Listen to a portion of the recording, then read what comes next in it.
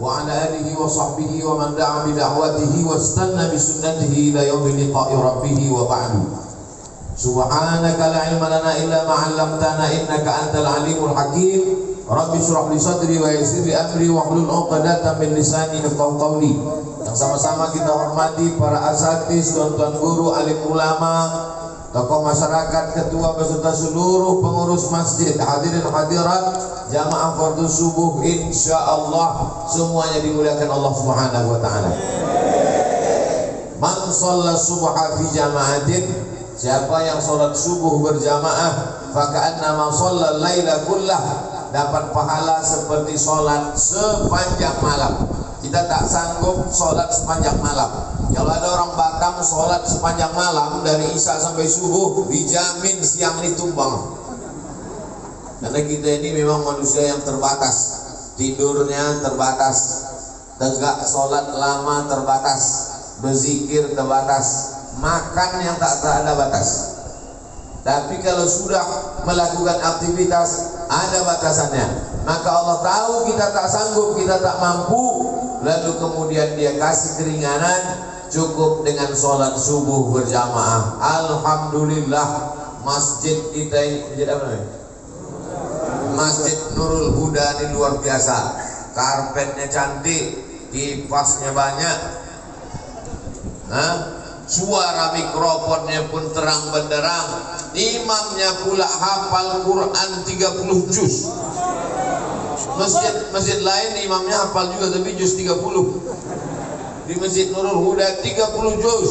Suaranya pun sedap, doanya pun mantap, tak ada kurangnya. Jamaah melimpah ruah. Nampaknya macam-macam tak sampai Covid ke Batam. Amin. Karena sampai sekarang belum ada teori yang mengatakan Covid ini bisa berenang untuk sampai ke Pulau Batam. Tapi walaupun begitu, fotonya jangan di-share. Nanti saya bisa kena pidana. Ini namanya pidana Covid. Kalau mau diambil foto saya sendiri aja lah. Jamaah ini jangan nampakkan. Jarang-jarang saya pakai jas Jenderal Sudirman ini.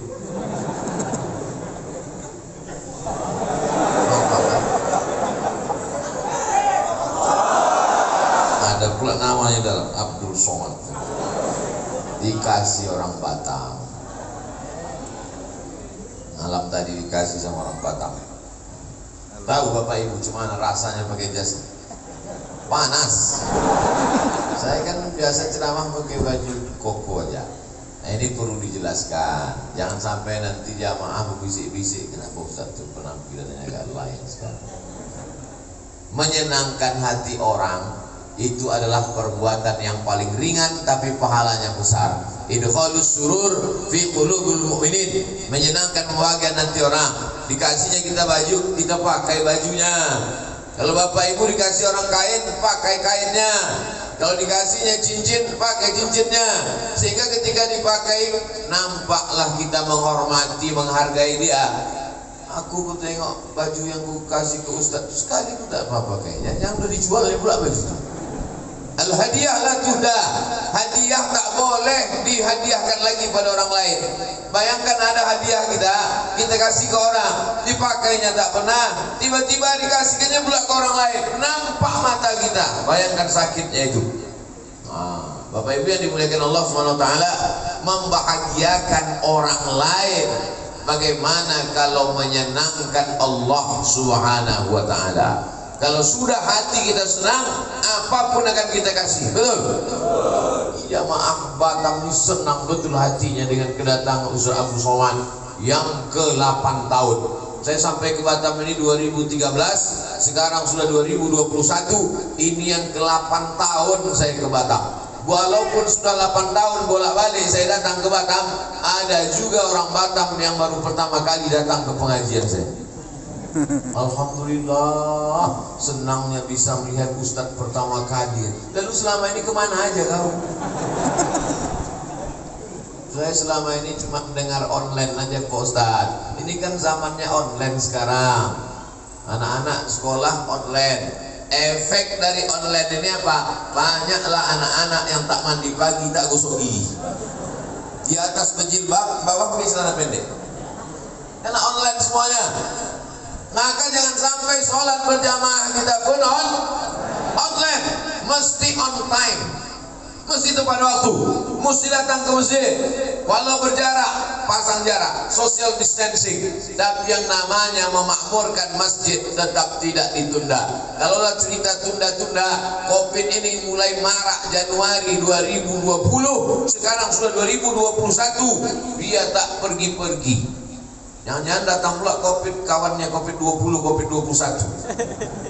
Maka ibadah inilah yang akan kita bawa menghadap Allah Subhanahu wa taala, terutama salat subuh berjamaah. Tapi cerita tentang salat subuh berjamaah di Masjid Nurul Huda ini mubazir. Marilah kita salat subuh berjamaah, tak ada gunanya. Karena jamaah udah melimpah ruang, macam-macam tak muat masjid ini saja. Ini perlu masjid ini dibesarkan lagi, setuju?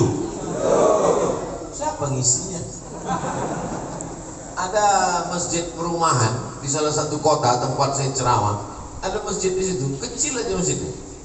Lalu saya tanya, kenapa masjid ini kecil? Sesuai kebutuhan Pak Ustaz. Besar-besar untuk apa? Tak ada jamaahnya katanya. Jadi kalau kita bangun masjid besar, sesungguhnya bukan untuk sekarang. Manusia ini makin lama makin banyak apa makin sedikit? Makin banyak. Dulu Batam ini 2-3 orang aja isinya. Sekarang melimpah ruah.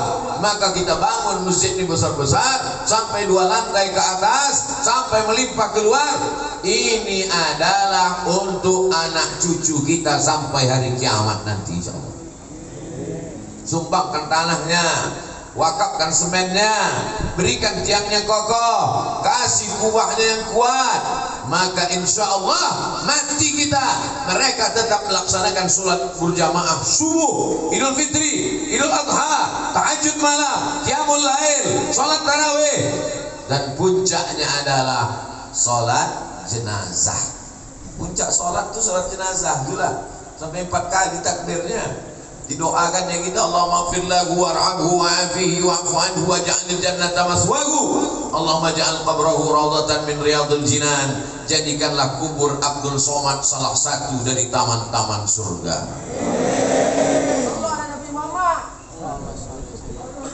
Allahumma sholli ala sayyidina Muhammad. Banyak pula selawat ketiga. Allahumma sholli ala sayyidina Muhammad wa ala ali sayyidina Muhammad. Jadi yang paling penting dalam hidup ini adalah istiqomah sholat berjamaah. Semalam saya dikirim foto oleh kawan saya di WhatsApp. Maaf beribu, maaf. Foto yang dikirimnya itu jamaah di depan, kawan saya ini di shop ketiga, jamaah di shop pertama, dia di shop ketiga. Di fotonya jamaah yang di shop pertama itu, apa kata dia? Aku sedih hatiku, bisa pula dia di shop 1, aku di shop 3. Saya tengok, biasa aja fotonya. Setelah lama-lama saya tengok, maaf, rupanya kawan yang di depan ini putus kakinya 1. Putus kakinya, bisa dia di shop pertama.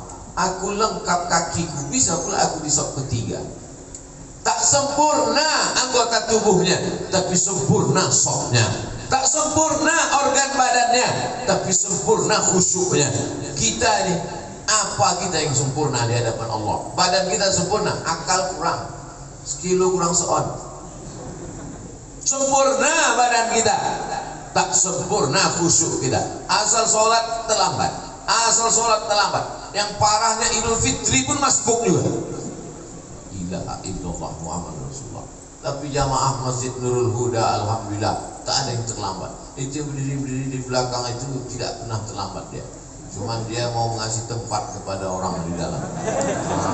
Begitulah hebatnya dia menyenangkan hati orang. Kalian kalau mau masuk surga masuklah. Aku singgah ke neraka sebentar. Waqina adzabannar. Selamatkan kami dari neraka ya Allah. Amin. Orang yang sholat berjamaah, maka dia amalnya setahun dibalas 27 tahun. Betul apa betul? Ada orang sholat berjamaah setahun, amalnya bertambah 27 tahun. Dari mana Ustaz rumusnya 27 tahun? Sholatul jamaati, sholat berjamaah, tafdulu sholatal fadhi, lebih utama daripada sholat sendirian. Bisa ba'in was isrina darajah, 27 derajat. subuh 27, zuhur 27, asar 27, maghrib 27, isya 27 selama setahun, maka bertambah umurnya berarti 27 tahun. Jadi kalau istiqomah dia tahun 2021 ini sholat berjamaah, bertambah umurnya 27 tahun. Bagaimana dengan orang Batam yang sudah istiqomah selama 10 tahun? Berarti umurnya bertambah 270 tahun. Terjawablah kenapa umat Nabi Muhammad SAW lebih dulu masuk surga daripada umat Nabi Musa, lebih dulu masuk surga daripada umat Nabi Isa. Mereka umurnya panjang, tapi lebih panjang lagi umur kita. Nabi Musa itu meninggal 120 tahun. Kita kalau istiqomah 10 tahun ini 270 tahun. Mana yang lebih panjang, umur umat Nabi Muhammad atau umat Nabi Musa? Umat Nabi Muhammad. Tapi syaratnya harus istiqomah. Kalau istiqomah setahun ini Pak Ustaz 270 tahun. 10 tahun 270 tahun. Lah agak-agak terlambat beberapa kali Pak Ustaz. Insya Allah kita carikan surat dispensasi maaf. Istighfar itulah maaf. Nah, tak ada lain kecuali istighfar. Man lazimal istighfar, siapa yang memperbanyak istighfar, astaghfirullahaladzim, astaghfirullahaladzim, astaghfirullahaladzim, astaghfirullahaladzim alladzi la ilaha illa huwal hayyul qayyum wa atubu ilaih. Siapa yang memperbanyak istighfar, ja'alallahu lahu min kulli dhiqin makhraja. Kesempitan hidupnya dikasih Allah kelapangan. Hidup ini ada orang hidup yang tak pernah sempit hidupnya. Sempit semua hidup orang. Dulu orang berpikir nanti kalau udah selesai kuliah ini tak sempit, makin sempit, tak dapat kerja. Nanti kalau udah dapat kerja ini makin sempit, belum menikah. Nanti kalau udah nikah ini mungkin lapang, makin sempit, tak dapat tunjangan. Nanti kalau sudah punya anak ini mungkin makin lapang, makin sempit. Orang merasa hidupnya sempit. Maka untuk menyelesaikan masalah ini, kata Nabi SAW, banyak-banyak istighfar. Wa ja'alahu min kulli dhiqin makhraja. Setiap kesulitan hidupnya dikasih Allah Subhanahu wa taala makhraja, solusi. Hidup ini tempat masalah, dunia ini tempat ujian. Jadi kalau ada orang heran, aku heran lah Pak Ustaz, kenapa lah hidup ini banyak kali ujiannya? Kau salah masuk tempat. Dunia ini tempat ujian. Jadi kalau ada orang mengeluh, kenapa hidup ini banyak kali ujiannya Pak Ustaz? Karena di sini tempat ujian. Kalau gitu aku masuk liang lahat aja lah Pak Ustaz. Memang tempat ujian lagi. Liang lahat itu tempat pertanyaan, marabbuka, man imamuka, ma kitabuka. Dunia adalah tempat ujian, alam barzakh adalah tempat pertanyaan, akhirat adalah tempat titian siratal mustaqim. Maka puncak yang kita inginkan, tempat ketenangan adalah surga jannatul firdaus insyaallah. Amin. Kita sa'altumullah fas'alul firdaus. Kalau kalian minta surga, mintalah surga jannatul firdaus. Surga yang paling tinggi jannatul firdaus. Insyaallah yang di atas ini semua dapat surga jannatul firdaus. Mereka di atas ini tak apalah agaknya prestasinya. Bisa pula dia lebih tinggi dari kepala kita, bayangkan. Baik yang dimuliakan Allah Subhanahu wa taala, tidak ada larangan masjid lantai 1, lantai 2, lantai 3. Seandainya masjid itu tidak boleh lantai 1, lantai 2, lantai 3, tak akan ada Masjidil Haram sampai 4 lantai ke atas, tak akan ada Masjid Istiqlal tinggi menjulang ke atas. Artinya mereka bukan tidak hormat, tidak sopan, tidak santun. Memang masjid ini sekarang ke atas, karena kalau ke samping mahal pembebasan tanah-tanah. Tapi masjid ini memang ke atas. Ke depan perlu lantai atas. Lantai paling tinggi di atas tempat convention hall. Lantai keduanya tempat orang pelatihan, pertemuan di atas, pelatihan. Supaya apa? Setiap tempat itu efektif. Jangan pernah berpikir cukup masjid sampai sekian. Tidak, ke depan masjid mesti lebih ramai. Kenapa? Karena orang berkumpul di masjid. Manusia di kota paling besar, kota paling hebat kota, tapi jiwa orang kering kerontang. Maka untuk membangun jiwa manusia itu, untuk menyuburkan imannya, untuk memperkuat keyakinannya, maka solusinya adalah masjid. Di kantor dia stres, ditekan atasan, sampai di jalan sedang suntuk-suntuk, salah tengok rambu, kena tilang pula. Udah jelas-jelas di situ ada razia, tapi tak nampaknya, kena. Di kantor ditekan atasan, di jalan pula kena razia, balik rumah pula anak menangis tak berhenti-berhenti. Di manalah dia mendapatkan ketenangan?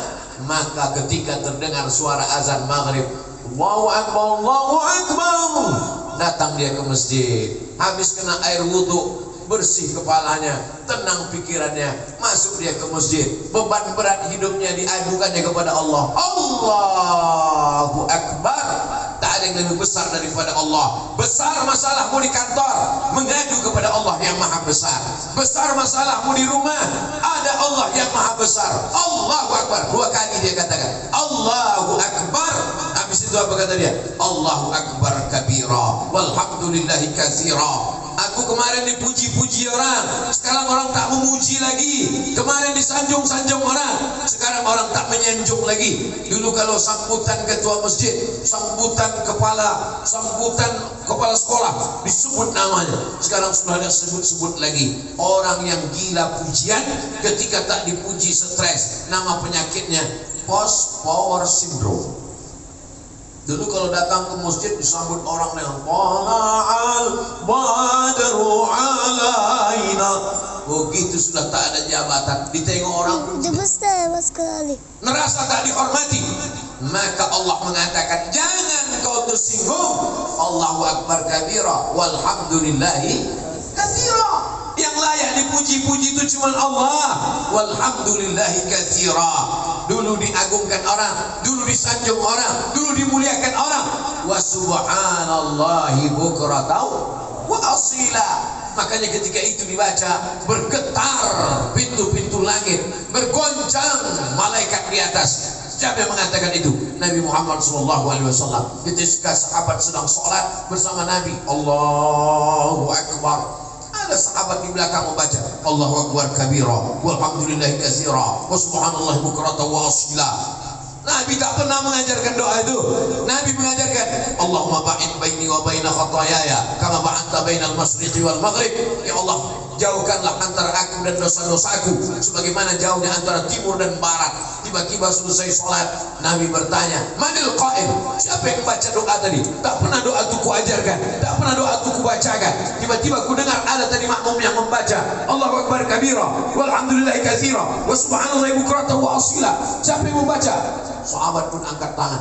Aku ya Rasulullah. Gentleman, mengaku, tidak diam-diam, tidak hanya bersuara lalu menghilang. Aku yang membaca itu ya Rasulullah. Kata Nabi, Futihat Abu Sama, terbuka pintu-pintu langit karena doa yang kau baca. Hadis ini diriwayatkan oleh sahabat Nabi Abdullah bin Umar bin Khattab. Anak Umar bin Khattab, sejak mendengar doa itu, aku tak pernah meninggalkannya walau sekalipun. Allahu Akbar kabira walhamdulillahi katsira wa subhanallahi bukratan wa asila. Saya yakin 90% jamaah masjid ini bacaan iftitahnya Allahu Akbar kabira. Betul?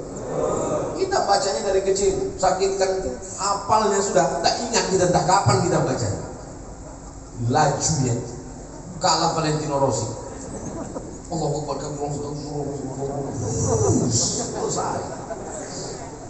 Salat adalah perenungan, salat adalah khusyuk, salat adalah kesadaran bahwa kita sadar kita sedang berhadapan dengan Dia, bukan berhadapan dengan tiang, bukan berhadapan dengan dinding. Salat adalah kita berhadapan dengan Dia. Siapa Dia? Wajhtu Dia, kuhadapkan wajahku. Aku bukan menghadap gubernur, aku bukan menghadap presiden, aku bukan menghadap menteri, aku menghadapkan kepada Dia yang menghidupkan gubernur, yang menciptakan presiden, yang mematikan pejabat-pejabat. Yuhyi wa yumiit wa huwa ala kulli syai'in. Wajjahtu wajhiya lilladzi fatara as-samawati wal arda hanifan musliman wa ma ana minal musyrikin. Inna salati wa nusuki wa mahyaya wa mamati lillahi rabbil alamin. Kalau sudah kita serahkan semua urusan kita ke Pak Kades, insya Allah selamatlah KTP kita. Amin. Kalau sudah kita uruskan semuanya ke Pak RT, ke Pak RW, ke Pak Wali, insya Allah selamat. Kalau orang begitu yakin urusannya diurus dari mulai RT, RW, Kades, Kadus, Wali Kota, Gubernur, kenapa dia ragu kalau urusannya diserahnya kepada Allah Subhanahu wa ta'ala? Orang yang bingung dengan urusan dia, padahal sudah diuruskannya kepada Allah. Orang yang bingung dengan urusan dunia, padahal sudah diserahkannya kepada Allah. Sama seperti orang naik pesawat, dipeluknya kopernya. Naik dia ke pesawat, dipeluknya koper. Datang pramugari tanya, Pak, kopernya di atas aja. Enggak, aku takut jatuh. Apa pula kau takut kopernya jatuh? Kau aja pun belum tentu selamat sampai tujuan. Tapi kalau sudah kau ikatkan safety belt, sudah kau ikatkan, apa namanya kalau kita naik pesawat? Ikat pinggang, seat belt. Kalau udah kita ikatkan seat belt, maka insya Allah selamatlah kita. Tercabut atap pesawat itu, tapi orang yang duduk di kursi pesawat tak lepas. Kenapa? Karena seat belt. Seat duduk, belt ikat pinggang. Seat belt duduk dengan pinggang terikat. Tercabut atap pesawat, maka semua penumpang yang ada di situ selamat. Yang hilang siapa? Pramugari. Kenapa? Karena pramugari tak pakai seat belt. Begitulah pengorbanan dia. Makanya saya kalau dicapa pramugari itu saya jawab, Pak Ustadz, ya kata saya. Karena dia sudah berkorban untuk kita. Apa ibu yang dimuliakan Allah? Ada ibu-ibu di sini. Masya Allah, tabarakallah. Ibu-ibu sebetulnya tidak sholat ke masjid, tapi karena ada pengajian, karena amanah, perempuan sholatnya di rumah, di dalam kamar, di dalam tempat yang sempit. Sekarang ada orang melarang, jangan sholat ke masjid, perempuan jangan ke masjid, tapi ke mall boleh. Padahal di masjid dia tertutup, padahal di masjid dia dekat dengan Allah. Maka maksud hadis perempuan sholat di tempat yang sempit, di kamar yang tertutup, di dalam rumah, maksudnya kalau terjadi fitnah.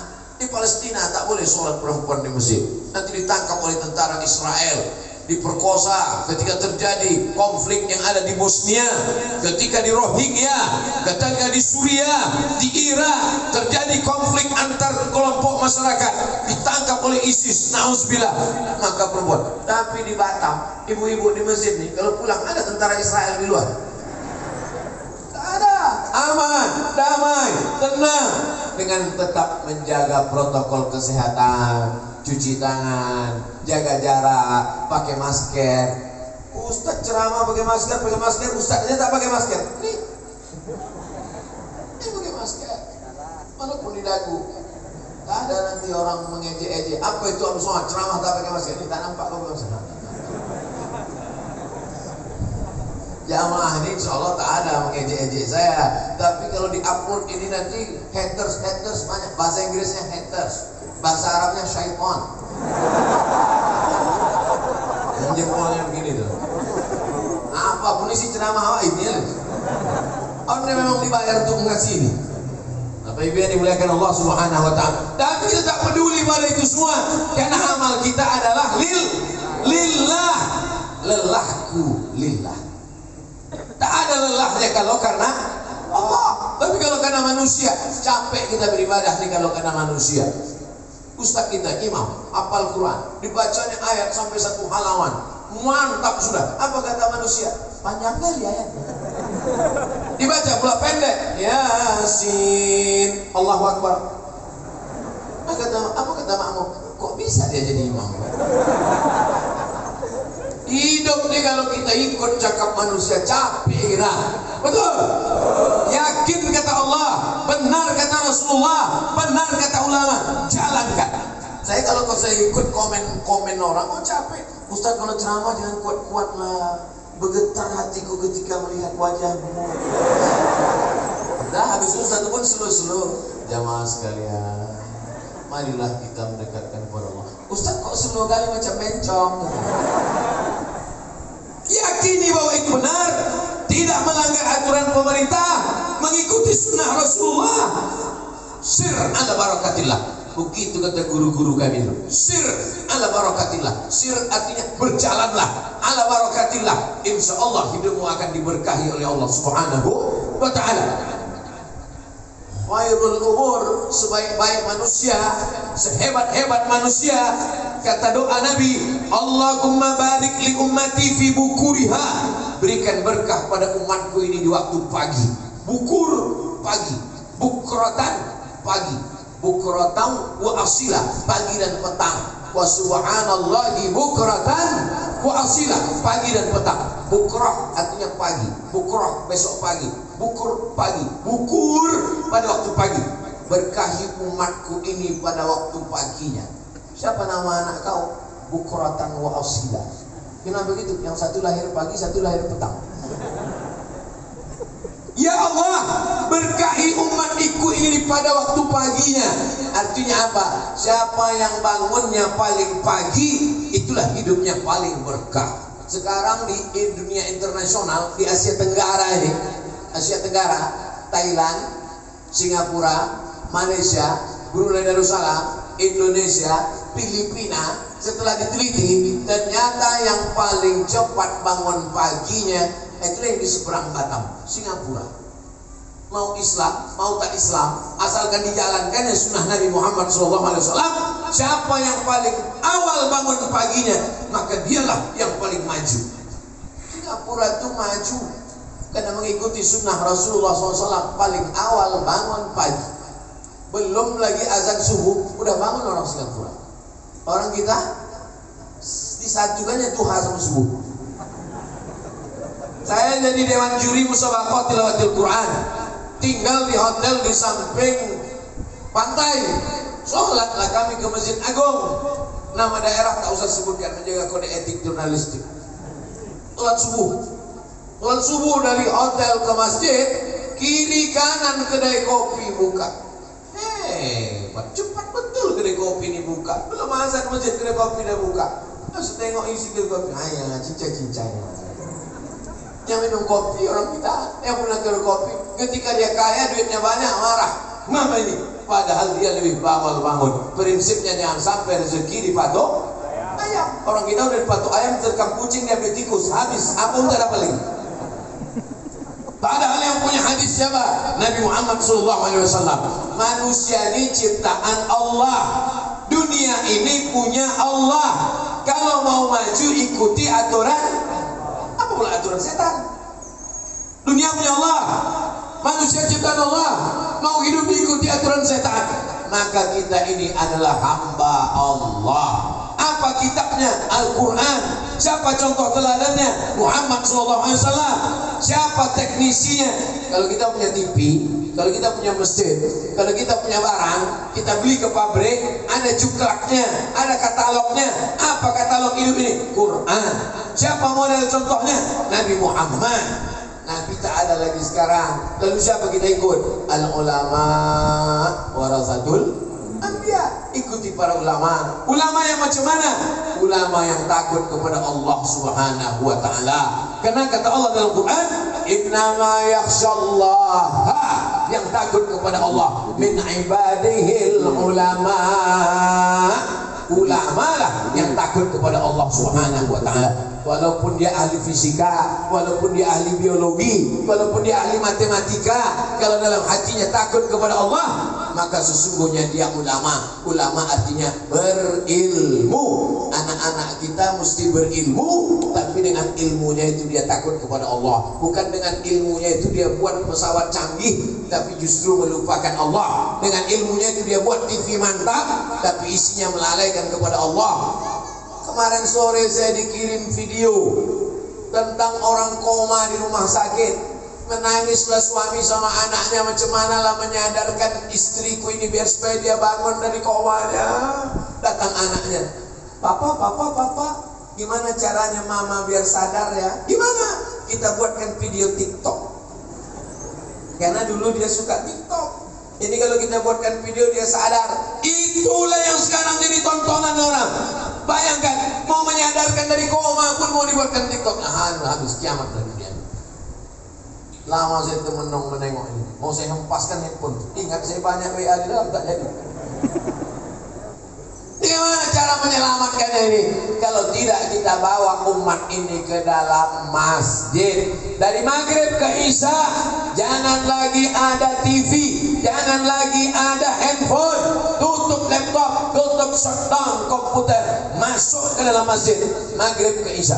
Kita tiru pengajian, jadwal pengajian di Malaysia. Saya kalau ke Malaysia dulu sebelum COVID, setahun 2 kali. Itu pengajiannya di Malaysia itu ngaji tak lama-lama, pendek aja, dari maghrib ke isya 45 menit. Habis itu sholat isya, selesai sholat isya, yang mau pulang silakan pulang, yang mau bertahan di masjid soal jawab. Ditulis di depan mereka pakai mejanya tinggi, lalu ada tulisan bawah, Anda bertanya, Ustadz menjawab, number WhatsApp number, tulis semua. Jadi langsung dia tanya, tak banyak-banyak. Pengajian pendek aja ngaji, yang lama makannya banyak. Setiap masjid ada dapurnya, dapur umum. Jadi masjid tidak membeli nasi. Jadi masjid tidak membeli nasi dari orang yang memasak nasi tak ke masjid. Masjid dimasak oleh orang masjid, nasi dimasak oleh orang masjid. Ketika memasak dia berwudu, ketika memasak dia berselawat, ketika masak kencingnya berbasuh, sehingga orang yang memakan itu ada rahmat dan barokahnya. Masjid ini ada dapurnya, buatkan dapurnya, sehingga kita, oh kalau begitu apalah guna nanti catering Pak Ustadz? Bagus kalau membeli catering kepada jamaah, sehingga duitnya itu berputar di antara jamaah. Kalau duit dia banyak, dia akan bersedekah. Kalau duit dia banyak, dia akan belikan karpet masjid. Belikanlah uang kita kepada jamaah yang kira-kira kalau duit jamaah itu banyak, akan balik juga ke masjid. Setuju? Itulah yang membuat orang marah kepada Abdul Somad ini.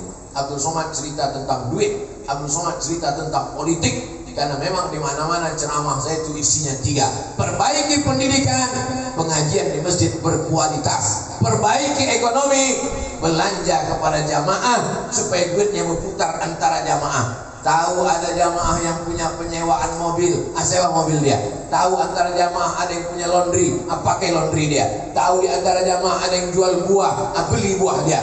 Tahu jamaah ada yang jual tanah, kabarnya kau jual tanah. Iya. Tanah siapa yang kau jual? Entah, aku nggak tahu tanah siapa.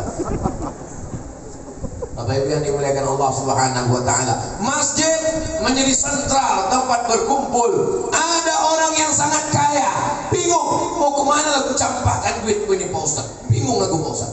Ada pula satu lagi jamaah yang sangat susah, tak tahu dia kemana mau mengadukan kesusahannya. Yang menawarkan duit pinjaman cuma rentenir, lintah darat. Semua yang di laut-laut ini kalau sudah naik ke darat jahat semuanya. Contohnya lintah darat dan buaya darat. Maka datanglah jamaah masjid. Masjid mempertemukan antara pejabat dengan rakyat. Masjid mempertemukan antara orang kaya dengan orang yang susah. Bertemunya di mana? Di dalam masjid. Itu siapa tuh? Kawan ayah. Ayah jumpanya di mana dulu? Di Masjid Nurul Huda, Perumnas Julia Sagulung Permai Blok E nomor 1A Sagulung Batam. Udah kusebutkan alamatnya lengkap, tak juga datang, entahlah. Di mana jumpanya?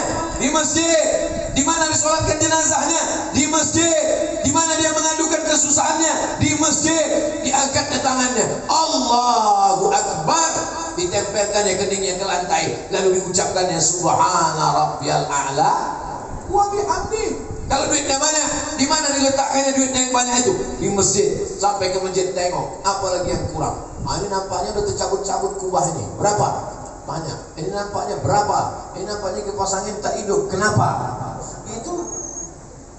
Jangan ketika duit banyak ke mall, pas duit tak ada ke masjid. Orang yang model begini, jenazahnya jangan disolatkan, bawa ke jembatan Barelang. Bapak Ibu yang dimuliakan Allah Subhanahu wa taala. Insyaallah tak ada. Itu maka saya katakan begitu. Insyaallah semua jamaah masjid ini baik-baik semuanya insyaallah. Amin. Jam berapa waktu sholat maghrib di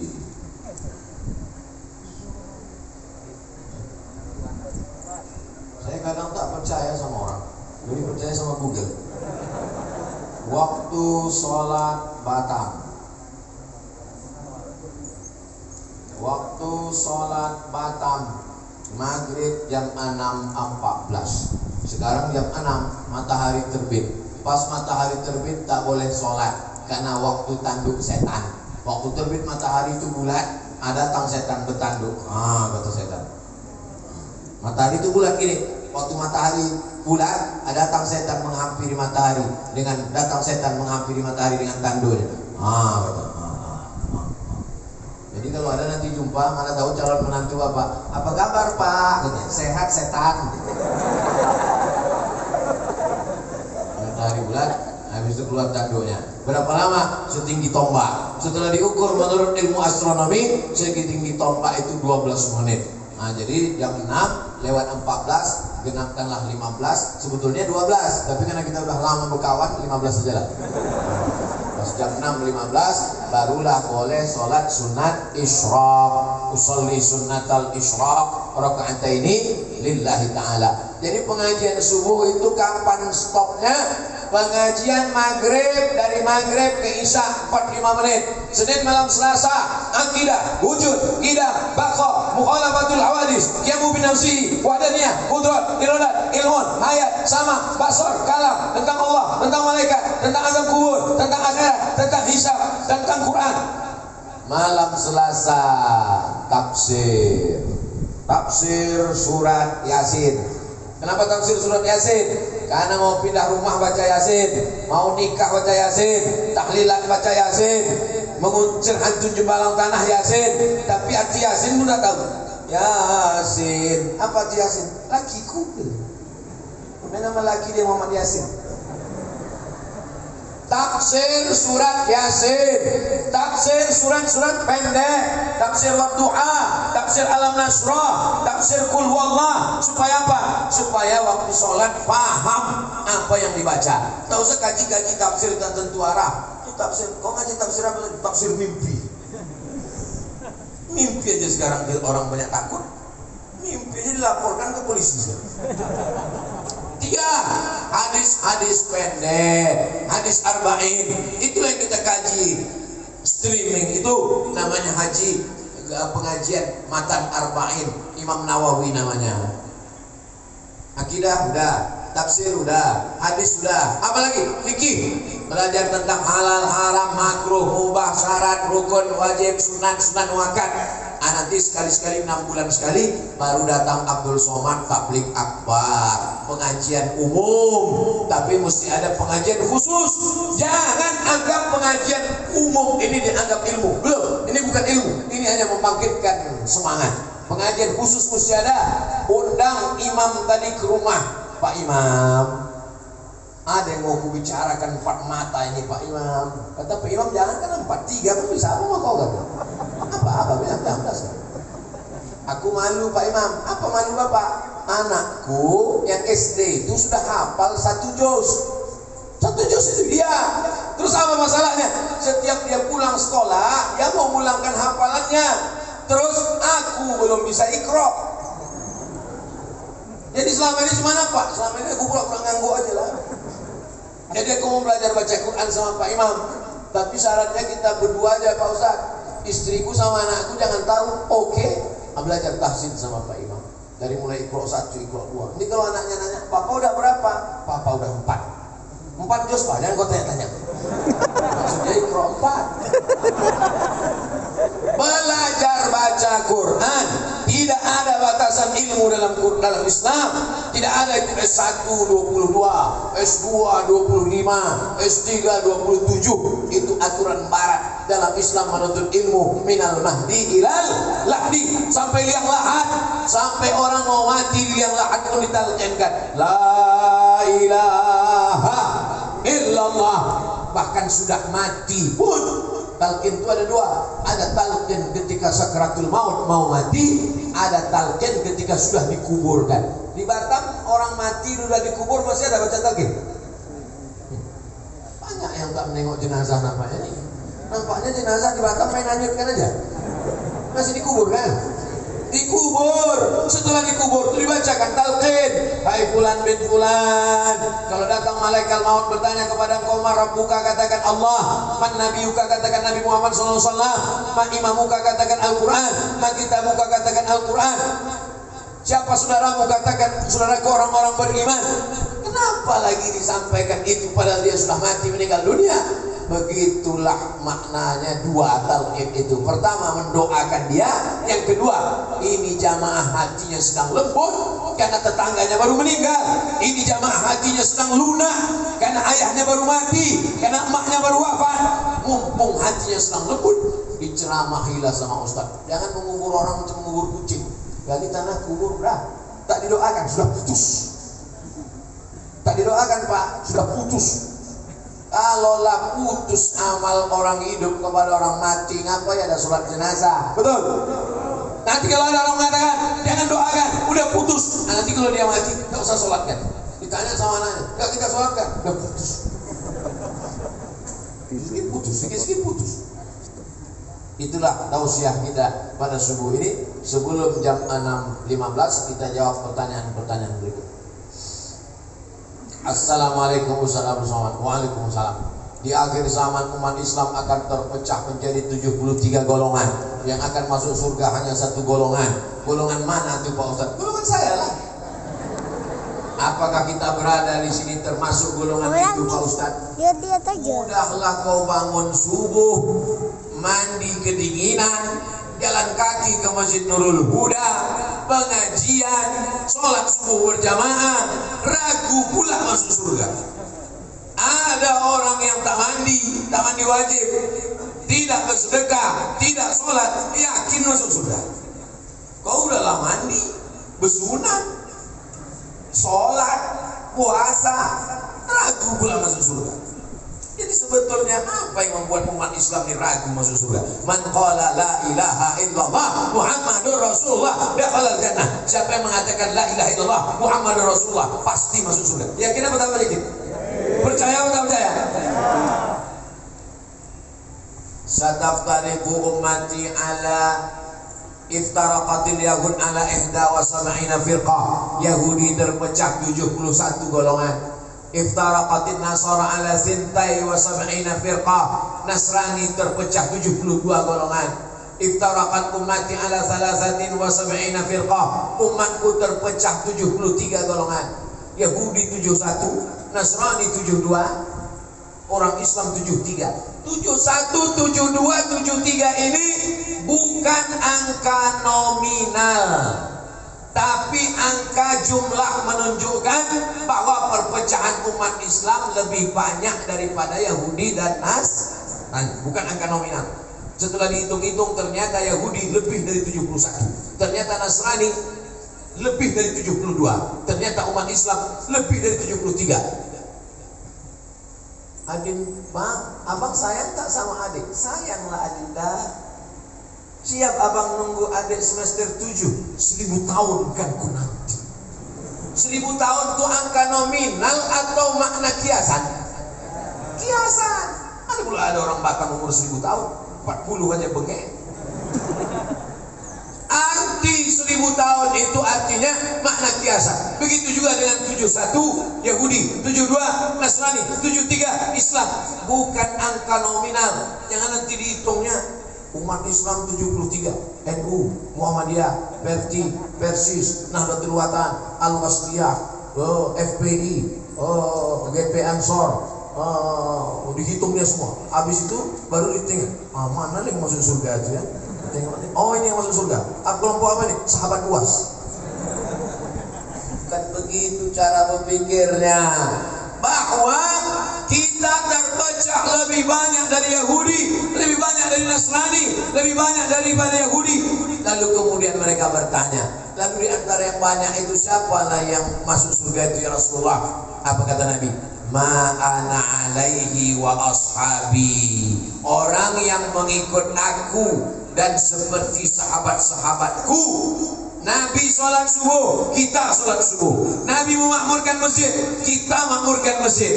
Nabi ahlus sunnah, Nabi berpegang kepada sunnah karena dia sumber sunnah, sunnah dari Allah. Kita mengamalkan sunnah. Nabi mengajarkan berjamaah, kita berjamaah. Maka kita adalah kelompok yang selamat karena ahlus sunnah wal jamaah. Jabariyah sesat, Syiah sesat, Khawarij sesat, Murji'ah sesat, Qadariyah sesat, Mu'tazilah sesat. Maka semua mesti kembali kepada akidah Ahlus Sunnah wal Jamaah. Sunnah